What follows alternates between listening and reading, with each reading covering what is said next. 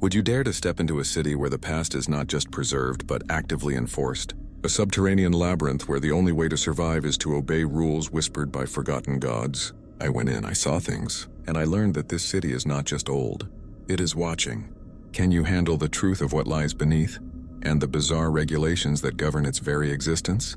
My name is Cameron. I am 28 years old, and I have spent the last 6 years of my life studying lost civilizations. I am not a famous archaeologist. I do not work for a university or a museum. I am just someone who became obsessed with the forgotten corners of history, the places that textbooks skip over, the stories that fade into legend. This obsession led me to the deserts of Nevada, to a discovery that changed everything I thought I knew about the world. But before I tell you what I found down there, before I describe the city that should not exist, I need you to understand something. There are places in this world that follow different rules, not the rules of physics or logic, not even the rules of nature. These are older rules, darker rules, rules written by people who understood things we have forgotten, and breaking those rules has consequences. It started with a map, not an ordinary map. This one was hand-drawn on yellowed paper, fragile enough to crumble at the edges. I found it in an estate sale in a small town called Millerton, tucked away in the corner of Nevada that most people drive through without stopping. The house belonged to a prospector named Harold Vance who died alone at the age of 92. His belongings were being sold off by distant relatives who never knew him. I was looking through a box of old mining documents when I found it. The map showed a series of tunnels and passages, all leading to a single point marked with a symbol I had never seen before. It looked like a circle with 4 lines extending from it, each line ending in a different shape. A triangle, a square, a spiral, and something that looked like an eye. Beneath the symbol, written in faded ink, were 3 words: the Sleeper's Gate. I spent 2 weeks researching Harold Vance. There was not much to find. He was a prospector who worked the Nevada desert for most of his life. He never struck it rich, never made headlines, but in the margins of old mining logs I found references to something he called the lower finds. Places he had discovered but never reported. Places he warned others to stay away from. One entry, dated 1987, caught my attention. Found the entrance today, 3 miles east of Redbone Canyon. The air tastes like metal. The walls have writing. I will not go back. Some doors should stay closed. That was all I needed. I packed my equipment. A good flashlight with extra batteries. A headlamp. Climbing rope. A first aid kit. Water and food for 3 days. A camera to document everything, and a notebook to record my findings. I told myself this was just another exploration, another dead end probably, but as I drove out to Redbone Canyon, something felt different. The air was heavy, the sky seemed lower than usual, and the desert, usually alive with the sounds of wind and wildlife, was silent, completely silent. I found the entrance exactly where Harold's notes said it would be. A crack in the rock face barely wide enough for a person to squeeze through. It was hidden behind a pile of loose stones as if someone had tried to seal it up. I moved the stones aside and aimed my flashlight into the darkness. The beam disappeared into nothing. I took a deep breath and stepped inside. The passage was narrow at first, forcing me to move sideways with my backpack scraping against the stone. The walls were cool and damp and the air smelled like earth and something else. Something sharp and metallic, just like Harold had described. After about 20 feet, the passage opened into a larger tunnel. This one was different. It was not a natural cave. The walls were too smooth, too even. Someone had carved this place out of the rock, and they had done it a long time ago. I ran my hand along the wall and felt grooves beneath my fingers. I shone my light closer and saw that the entire surface was covered in carvings. Symbols and patterns that twisted and overlapped in ways that hurt my eyes to follow. They were not random. They were deliberate. A language, maybe, or a warning.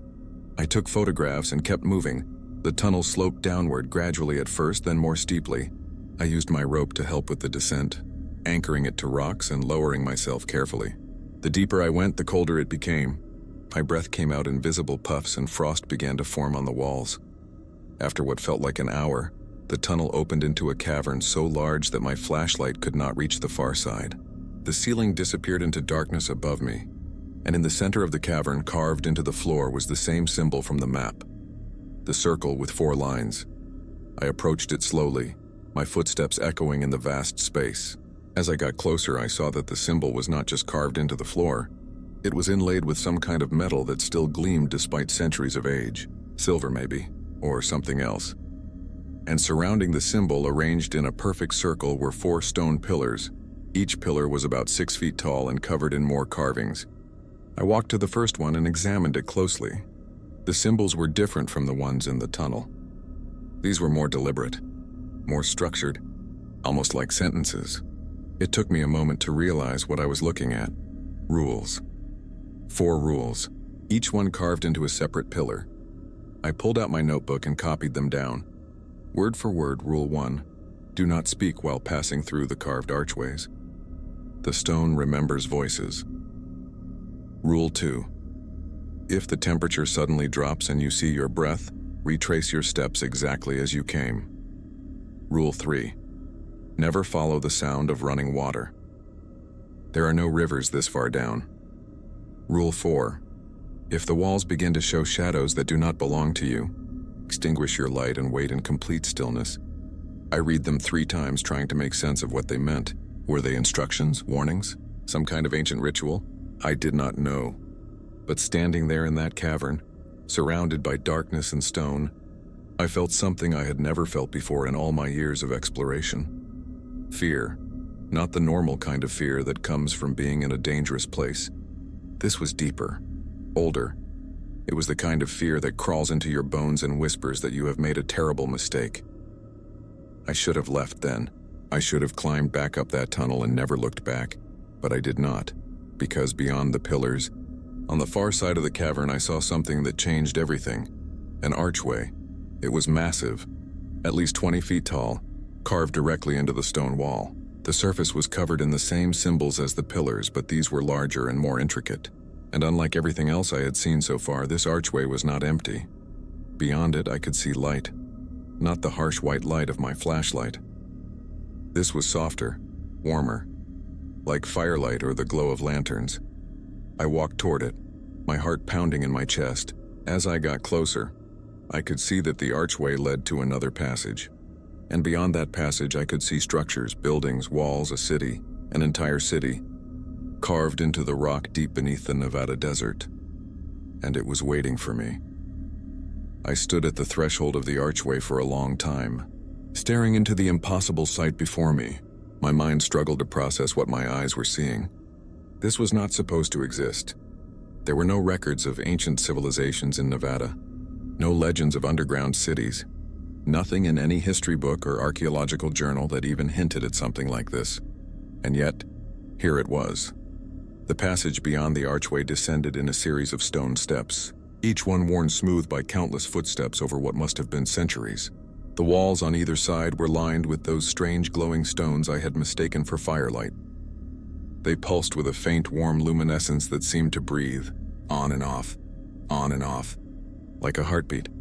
I remembered Rule 1, do not speak while passing through the carved archways. The stone remembers voices. I looked back at the archway I was about to enter. Every inch of it was covered in carvings, symbols, faces, hands reaching out from the stone as if frozen mid-grasp. I decided to take the rule seriously. I closed my mouth, took a deep breath through my nose, and stepped through. The moment I crossed the threshold, the air changed. It became thicker, heavier, like walking through water. The temperature remained cold, but now there was a pressure against my skin, as if the space itself was pushing back against my presence. I descended the steps slowly, counting each one, 20, 30, 50. The passage curved to the left, then to the right, always sloping downward. The glowing stones provided just enough light to see by, casting long shadows that danced across the carved walls. After 112 steps, the passage opened into the city. I want you to try to imagine what I saw. Picture the largest cathedral you have ever seen, with vaulted ceilings that reach up into darkness. Now imagine that entire space carved out of solid rock, deep underground, lit by thousands of those pulsing stones embedded in the walls. Now fill that space with buildings, not modern buildings, ancient structures made of the same dark stone as the walls, with doorways and windows that were just slightly wrong. Too tall, too narrow. shaped for bodies that were not quite human. The city stretched out before me in all directions, a maze of streets and plazas and staircases that led to different levels. Some buildings were only 1 story tall. Others rose 3 or 4 levels connected by bridges and walkways carved from the rock itself. And everywhere, on every surface, were the carvings, the symbols, the warnings. I pulled out my camera and started taking photographs, though I knew no picture could capture the scale of what I was seeing. This was the discovery of a lifetime. This was the kind of thing that rewrote history books. That made careers. That changed everything we thought we knew about the ancient world. But even as I documented everything, that feeling of fear never left me. If anything, it grew stronger, because the city was not empty. I do not mean there were people there. There were not. But the city felt occupied. The air had that quality of a place where someone has just left the room, where you walk in and feel the warmth of their presence still lingering. I was not alone down here. I just could not see what was with me. I moved through the streets slowly, keeping my flashlight off and relying on the glowstones for light. I did not want to draw attention to myself. Not yet. Not until I understood this place better. The buildings had no doors, just open doorways that led into darkness. I shone my light into one and saw a single room with a raised platform in the center. An altar maybe, or a bed. The walls were covered in more symbols. These ones arranged in circular patterns that spiraled inward toward a central point. I did not go inside. Instead, I continued down the main street, which was paved with smooth stones worn into grooves by countless feet. The street led to a large circular plaza with a fountain in the center. But this fountain held no water. Instead, it was filled with bones, human bones. Hundreds of them piled high and bleached white by time. Skulls stacked on top of femurs, ribs scattered like kindling, hands still clutching onto things that had long since turned to dust. I felt my stomach turn. I wanted to look away, but I forced myself to examine the scene. This was evidence. This was important. The bones were arranged deliberately, not just thrown into the fountain, but placed with care. The skulls all faced outward, their empty eye sockets staring at the surrounding buildings as if keeping watch. And carved into the rim of the fountain, in letters large enough to read from across the plaza, was a single word repeated over and over. Silence, silence, silence, silence. I remembered Rule 1 again and felt grateful.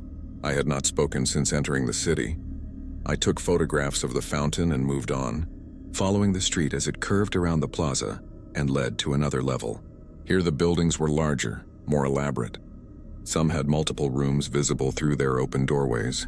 Others had staircases carved into their exterior walls leading up to higher floors. I climbed one of these staircases and found myself on a balcony overlooking the entire city. From this height, I could see the true layout of the place. It was built in concentric circles like a target, with the fountain plaza at the very center. Each ring of buildings was slightly lower than the one before it, creating a terraced effect that drew the eye downward toward some central point I could not yet see.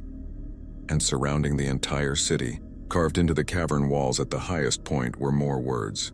These ones were larger than any I had seen before, each letter at least 10 feet tall. I pulled out my binoculars and read them. We built this place to contain what sleeps below. We built these rules to protect those who come after. Obey them or join us in the dark. My hands were shaking as I lowered the binoculars. This was not just an ancient city. This was a prison or a tomb. Something had happened here. Something so terrible that the people who built this place felt the need to warn anyone who came after. And I was standing right in the middle of it. I checked my watch. It was 2 a.m. I had been underground for almost 6 hours. I needed to decide whether to push forward or turn back. Every rational part of my brain screamed at me to leave, to climb back up that tunnel and seal the entrance behind me, to forget I had ever found this place, but I could not. I had come too far, seen too much, and despite the fear, despite the warnings, I needed to know what was at the center of this city, what they had built all of this to contain. So I descended from the balcony and continued deeper into the city, following the streets as they spiraled inward toward the heart of the labyrinth. And with each step, the temperature dropped a little more. By the time I reached the third ring of buildings, I could see my breath with every exhale.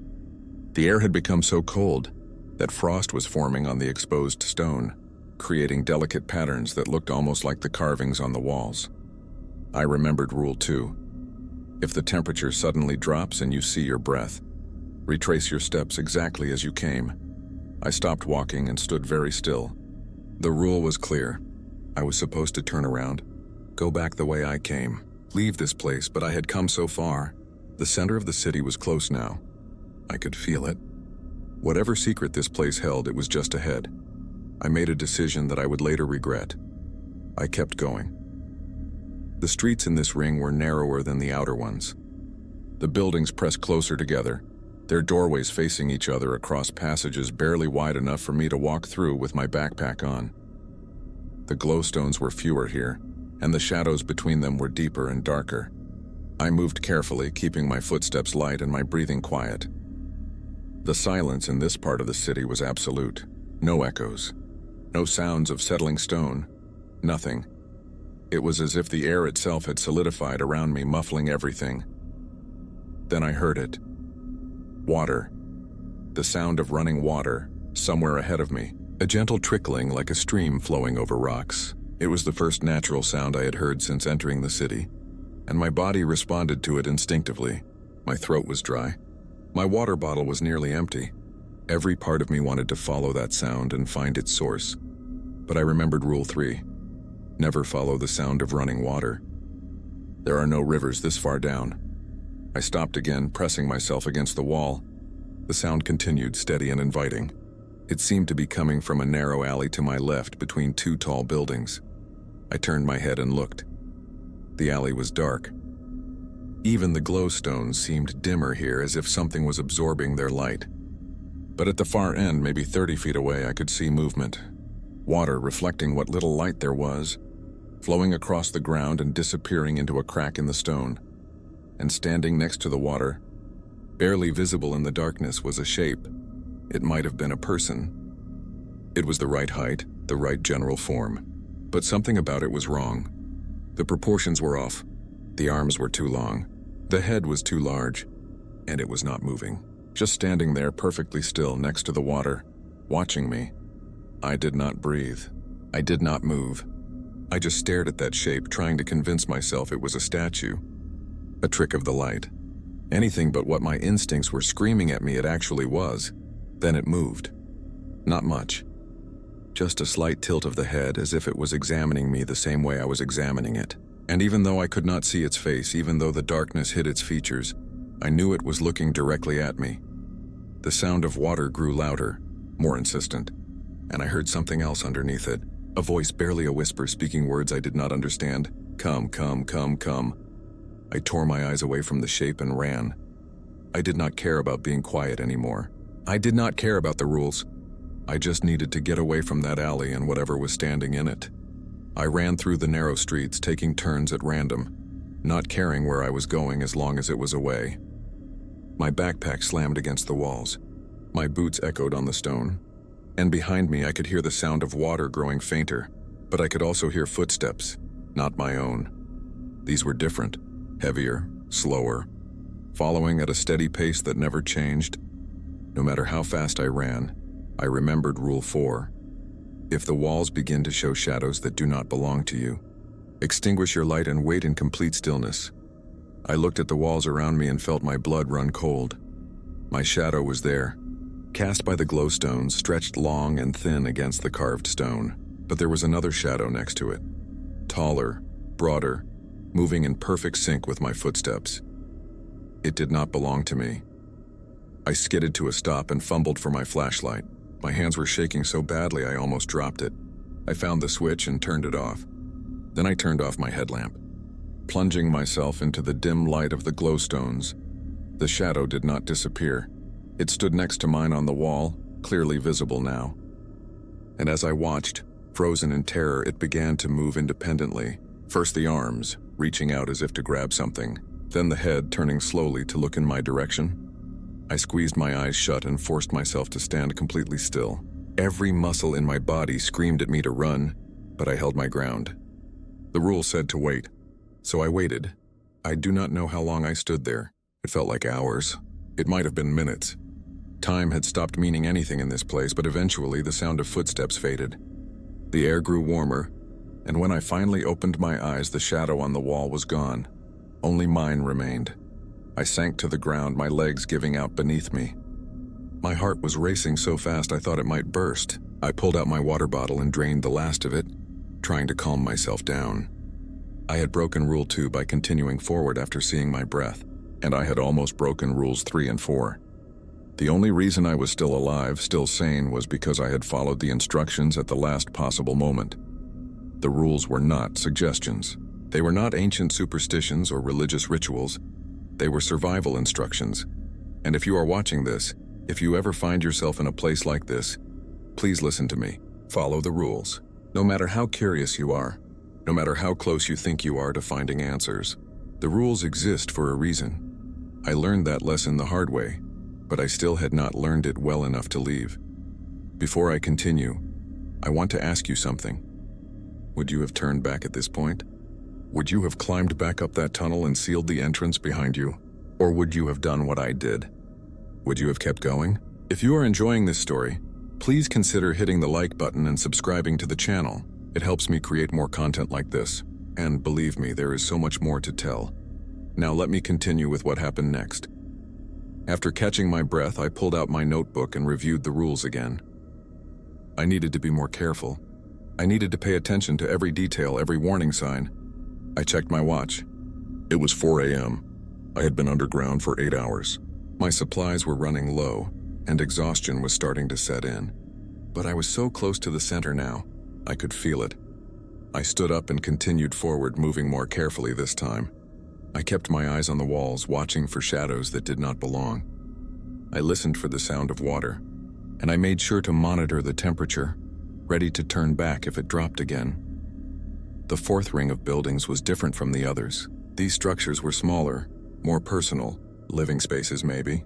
Each one had multiple rooms, and through the open doorways I could see the remnants of daily life. In one building I found what looked like a bedroom. There was a stone platform against one wall, large enough for a person to sleep on. Next to it was a small table with objects still sitting on top. I approached carefully and examined them. A bowl carved from stone and polished smooth.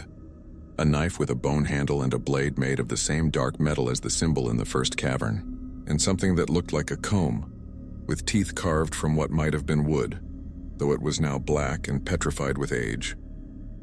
These were not ceremonial objects. These were tools, belongings, things that real people had used in their everyday lives. I took photographs and moved to the next building. This one appeared to be a workshop. Stone tools were scattered across the floor. Half-finished carvings leaned against the walls. And in the center of the room was a large stone table covered in symbols. I recognized some of them from the pillars. Others were new. I pulled out my notebook and started copying them down, trying to find patterns or repetitions that might help me understand their meaning. As I worked, I noticed something strange. The symbols were not random. They were grouped into sets of 4, and each set was separated by a small carved circle. 4 symbols, a circle. 4 more symbols, another circle. 4. Everything in this city came in groups of 4. 4 pillars, 4 rules, 4 lines extending from the central symbol. Even the Fountain Plaza had 4 streets leading away from it. This was not coincidence. This was deliberate. The number 4 had significance to whoever built this place. I continued exploring and found more evidence of the city's former inhabitants. In another building, I discovered what looked like a dining area. Stone benches surrounded a long table, and carved into the tabletop were shallow depressions that might have held plates or bowls. But what caught my attention was the wall behind the table. It was covered in a mural, painted in colors that had somehow survived the centuries, reds and blacks and golds that still gleamed in the light of the glowstones. The mural showed people. At least I think they were people. They had the right basic shape, but their features were elongated, stylized in a way that made them look almost alien. They were gathered around a circular pit, their arms raised toward the sky. And descending from above, rendered in swirling black paint, was something massive, something that dwarfed the human figures below it. I could not tell what it was supposed to be. The paint was too abstract, too symbolic.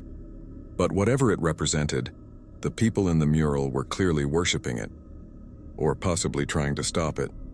Beneath the mural, carved into the stone, was a line of text. I copied it into my notebook. We built the cage. We spoke the words. We sealed the gate. May it never wake. A cage. A gate.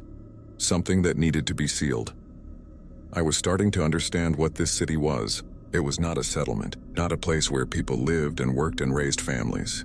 It was a prison, a structure built for a single purpose, to contain something. And the rules were not just for the safety of explorers. They were part of the containment system. I moved through more buildings, finding similar evidence everywhere I looked. Murals showing the same massive shape descending from above, carvings warning of something that sleeps below, altars covered in the bones of animals, offered up as sacrifices to keep something appeased. In one building, I found what looked like a library. The walls were lined with shelves, and on those shelves were objects I had never seen before. Flat rectangles of stone, each one about the size of a book, covered in the same symbols and text that filled the rest of the city. I picked one up carefully. It was heavy, cold to the touch, and the symbols on its surface seemed to shift slightly in the light. I could not read the language, but I could recognize the structure. These were records, history, knowledge preserved in stone because paper and ink would not last in this environment. I wanted to take them. All of them. These were priceless artifacts. But I remembered Rule 3. Do not take anything from the stone altars, no matter how valuable it appears. I looked around the room more carefully and realized that the shelves themselves were carved into the stone walls. They were altars, all of them. This entire library was a sacred space. I put the stone tablet back exactly where I had found it and stepped away. As I did, I heard something, a sound so faint I almost missed it. A whisper coming from deeper in the city, not words, just breath, in and out breathing. I froze, listening carefully. The sound continued, steady and rhythmic. It was coming from the direction of the city's center, where I had been heading all along. Something was down there. Something alive, or something that had once been alive and refused to stay dead. I knew I should turn back. Every instinct I had was screaming at me to leave this place and never return. But I had come too far. I had seen too much. I needed to know what was at the heart of this city, so I continued forward, following the sound of breathing as it grew louder and louder with each step. The fifth and final ring of buildings was the smallest. Only 4 structures, each one identical, positioned at the cardinal points around a central plaza. And in the middle of that plaza, carved into the ground, was a circular pit. The pit was about 20 feet across, with steep walls that descended into absolute darkness. Stairs had been carved into one side, spiraling down into the depths. And surrounding the pit, arranged in a perfect circle, were 4 stone altars. Each altar held a single object. The first held a skull, human but wrong. The proportions were off, the bone structure too thick, the eye sockets too large. The second held a knife, identical to the one I had seen in the bedroom. The blade was stained with something dark and rust-colored. The third held a bowl filled with liquid. I approached carefully and saw that it was water, crystal clear and perfectly still despite being exposed to the air. The fourth held a book, not a stone tablet like the ones in the library. This was an actual book, bound in leather that looked fresh despite the centuries. The pages were yellowed but intact, and on the cover, embossed in that same dark metal, was the symbol from the map, the circle with 4 lines. I knew I should not touch it. I knew the rules said to leave the altars alone, but this was exactly what I had come here to find. This was the answer to all my questions. I reached out and picked up the book. The moment my fingers touched the leather, the temperature plummeted. My breath came out in thick white clouds. Frost spread across the ground beneath my feet, radiating outward from the pit in rapid geometric patterns. And from somewhere deep below, I heard a sound that will haunt me for the rest of my life. A voice, deep and resonant and utterly inhuman, speaking a single word that I felt in my bones more than heard with my ears. Awake. The breathing sound stopped. The glowstones flickered and went dark. And in the sudden blackness, I heard something moving in the pit, something climbing upward toward me. I did not think. I did not plan. I just ran. I clutched the book to my chest and sprinted back through the rings of the city, retracing my path as best I could in the darkness. My flashlight was useless now. The batteries had died, or something in this place had drained them. I stumbled through the streets blind, bouncing off walls and nearly falling a dozen times. Behind me, I could hear it. The thing from the pit. It did not make footsteps. Instead, there was a sound like stone scraping against stone, like something massive dragging itself across the ground. And it was getting closer. I reached the fountain plaza and ran straight through, not caring about the bones that crunched beneath my feet. The main street was ahead. If I could just reach it, if I could make it back to the archway, I might have a chance. The scraping sound grew louder. Whatever was chasing me was in the plaza now, moving through the space with impossible speed. I did not look back. I did not want to see what it was. I just ran. I found the main street and pushed myself harder, my lungs burning from the cold air. The archway was visible ahead, barely lit by the last few glowstones that were still functioning. But between me and the archway, blocking my path, was a figure. It was the same shape I had seen in the alley. Tall. Wrong. Its arms hanging too low at its sides. Its head tilted at an angle that no human neck could manage. I skidded to a stop, trapped between the thing behind me and the thing ahead. The figure in front of me raised one hand, palm out in what might have been a gesture of peace, or a command to stop. Its mouth moved, and I heard that same whisper from before. Return it. I looked down at the book in my hands. My fingers were white from gripping it so tightly. Return what was taken. Close what was opened. Behind me, the scraping sound stopped. Whatever had been chasing me was waiting, watching, but it was not attacking. Not yet, I understood. The book was important. It was part of the seal, part of the system that kept whatever was in that pit contained. By taking it, I had broken something, damaged the structure that held this place together. I had broken Rule 3, and now I was paying the price, but I could fix it. I could make this right. I turned and ran back toward the plaza, back toward the center of the city. The figure did not follow me. It simply watched as I passed, then faded into the darkness. I reached the central plaza and descended the stairs into the pit. I did not want to. Every cell in my body screamed at me to run the other way, but I had no choice. The stairs spiraled down about 30 feet before reaching the bottom, and at the bottom I found the source of that massive scraping sound. It was not a creature. Not exactly, it was a hand. A single enormous hand carved from stone. Each finger as thick as my entire body. It was reaching upward, as if trying to pull itself out of the pit, and beneath it, barely visible in the darkness, was something larger. Something that the hand was attached to, something that was trying to wake up. I approached the edge of the hand and placed the book on top of it, in the exact center of the palm. The moment the leather touched stone, the hand stopped moving. The fingers, which had been slowly curling upward, froze in place, and from somewhere deep below I heard a sound like a long, disappointed sigh. Then silence. The temperature began to rise. The glowstones flickered back to life one by one, and I felt the pressure in the air release, like the city itself was breathing a sigh of relief. I climbed back up the stairs as fast as I could and ran for the archway. This time nothing stopped me. The streets were empty. The shadows on the walls were only my own. And when I finally reached the archway and passed through it, speaking not a single word, I felt the weight of the place lift from my shoulders. I climbed back up the tunnel, up through the narrow passage, out through the crack in the rock face, and into the Nevada desert where the sun was just beginning to rise. I collapsed on the ground and did not move for an hour. I just lay there staring at the sky, trying to process everything I had seen.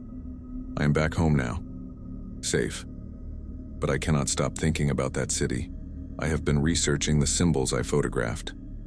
I have been trying to find any historical record of what that place might have been. Who built it, when, why, but I have found nothing. It is as if the city does not exist. As if it was built by people who left no trace in the historical record. Or maybe it was built by something that was never human at all. I think about those rules constantly. About how they saved my life. About what would have happened if I had not followed them when I did, and I think about what I saw in that pit. That massive hand reaching upward, the thing it was attached to sleeping beneath tons of stone and earth. What was it?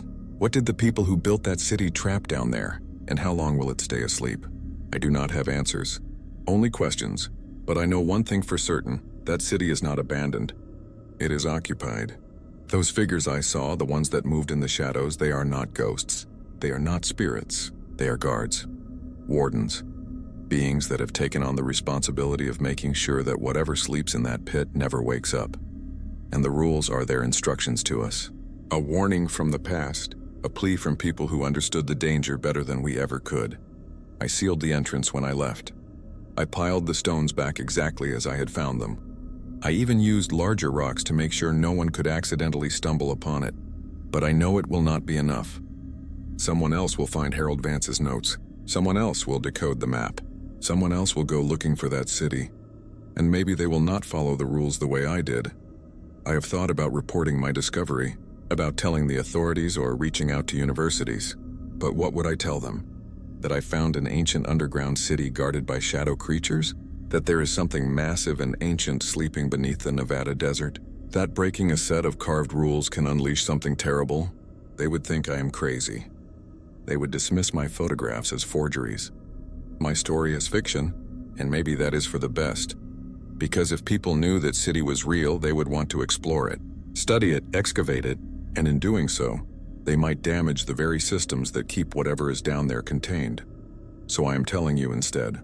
Whoever is watching this video, whoever has listened to my story, if you ever find yourself in a place like that city, if you ever encounter rules carved into stone or whispered by voices in the dark, if you ever feel that presence, that weight of something ancient and powerful watching you from the shadows, follow the rules.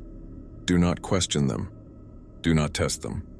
Do not assume you know better than the people who created them, because those rules exist for a reason.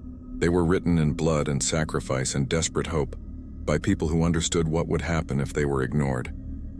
I broke one rule, just one, and I nearly unleashed something that would have destroyed everything. I was lucky. The guards, or whatever those figures were, gave me a chance to fix my mistake. They let me return what I had taken. They let me leave. But I do not think I will get a second chance, and neither will you. It has been 3 months since I climbed out of that tunnel.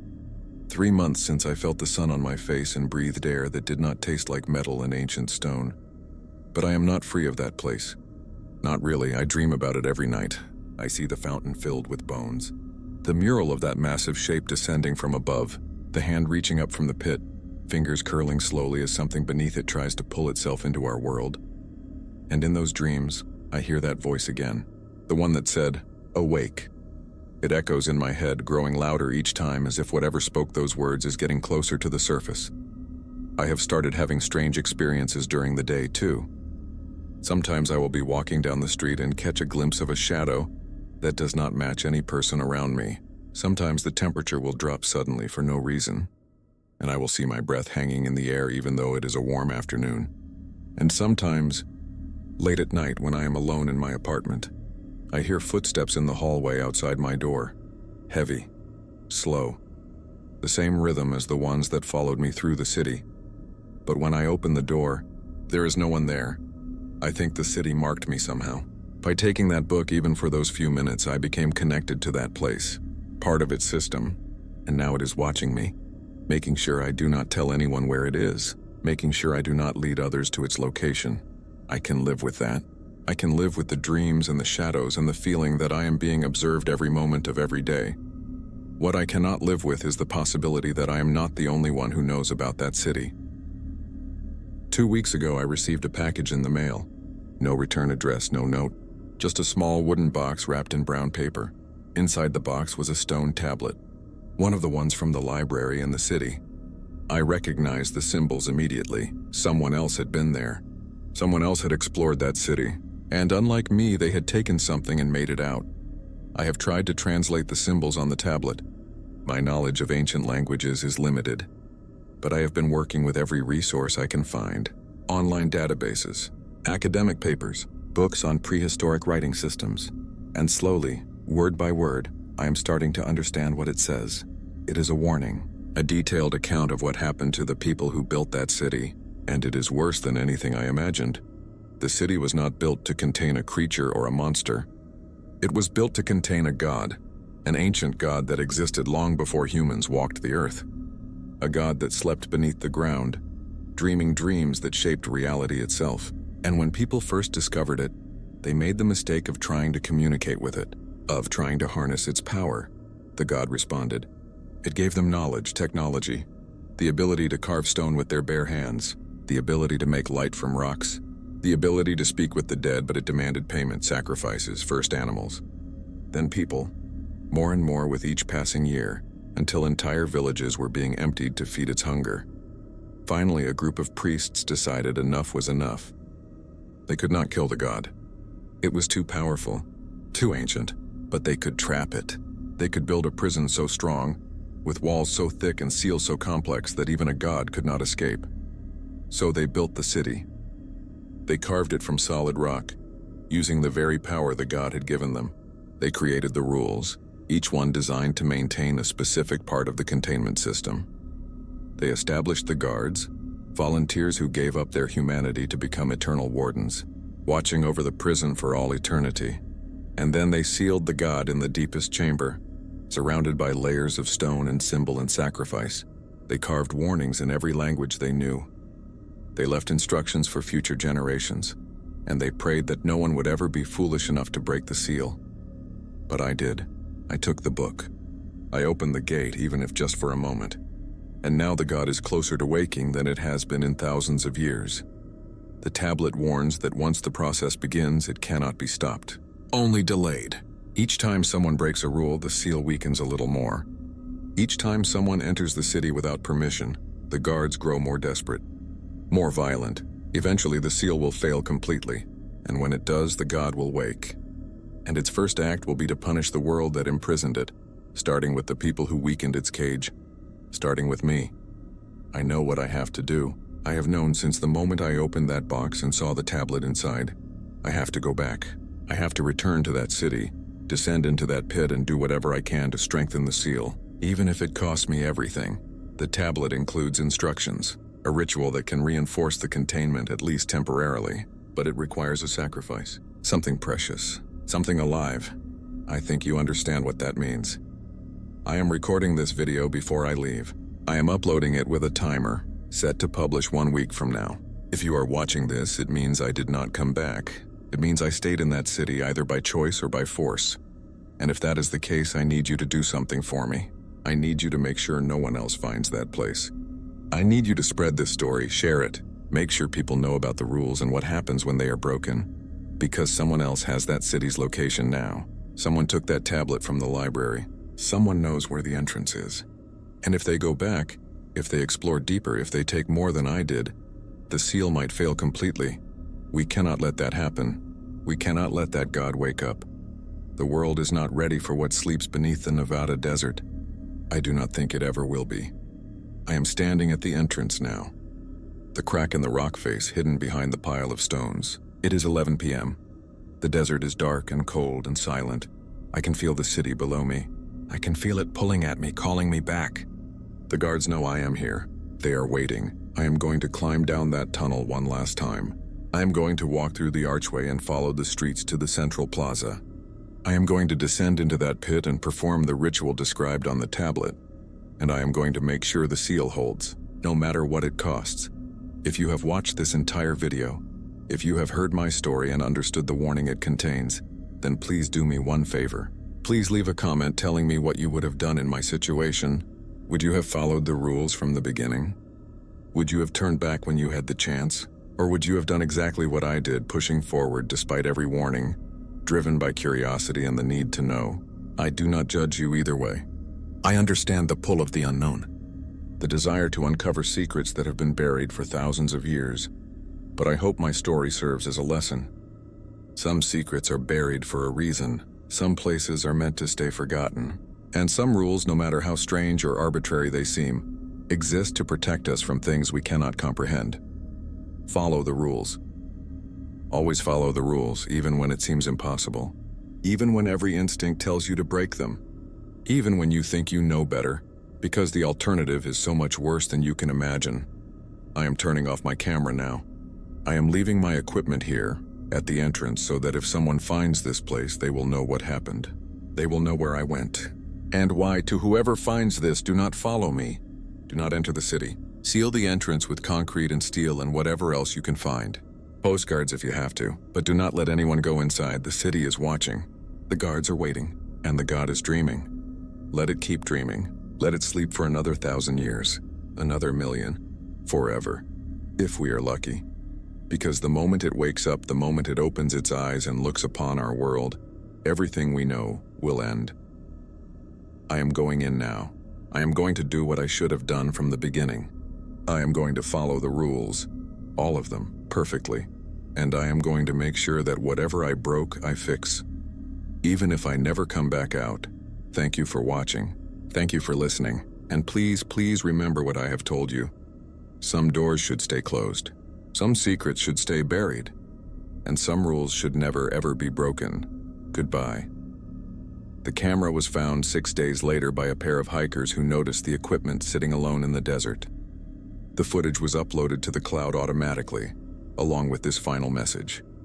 Cameron's body was never recovered.